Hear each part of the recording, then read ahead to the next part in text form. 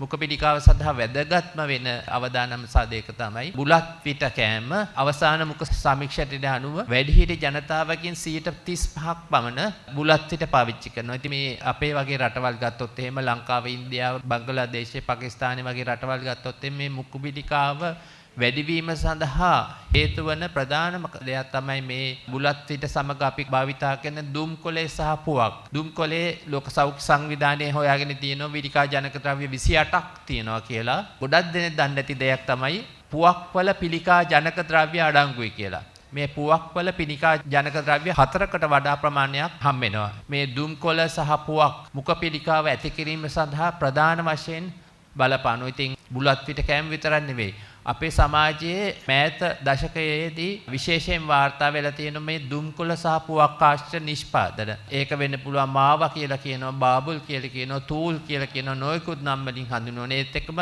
ඉතාමත් වැදගත් වෙන දෙයක් තමයි මේ පුවක් පැකට් එක. commercial prepared Americana products කියන එක.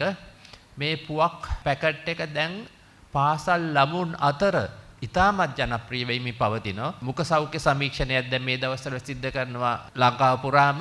අපි දකින්න හම්බෙච්ච ගොඩාක් වැදගත්ම දෙයක් තමයි මේ පුවක් පැකට් එක ළමුන් අතර ඉතාමත් ජනප්‍රිය වෙමින් පවතිනවා. මේ පුවක් පැකටේ භාවිතය නිසා අපි විශේෂම පූර්ව මුඛ පිළිකා තත්වයක් ඇති වෙනවා, මුඛ ශ්ලේෂ්ම ෆයිබ්‍රෝසියාව කියලා. මෙවැනි පුවක් පැකට් භාවිතය තුළින් අපිට හිතා ගන්න බෑ අනාගතයේ අපේ පරම්පරාවට මොකක් වේද කියලා. මොකද මුඛ පිළිකාව ඉස්සර අපි කතා කරේ වයසක පිරිමින්ට ඇති වෙනවා කියලා. දැන් මේ තරුම ළමයි මේවට ගොදුරු වීම තුලින් මේ අනාගතය ඉතාමත් අඳුර වෙන්න පුළුවන්. විශේෂයෙන්ම වැදගත් වෙන දෙයක් තමයි දුම්කොළ පුවක්කාශ්‍ර නිෂ්පාදන එක්කම බුලත් පිට භාවිතයේ වගේම මධ්‍යසාර සහ දුම්පානය මේ ඔක්කොම එකතු වීම තුලින් තමයි පිරිමි පුද්ගලයන්ගේ විශේෂයෙන්ම අවදානම මුඛ පිළිකා සඳහා වැඩි වෙන්න ප්‍රධාන වශයෙන් හේතු වන්නේ.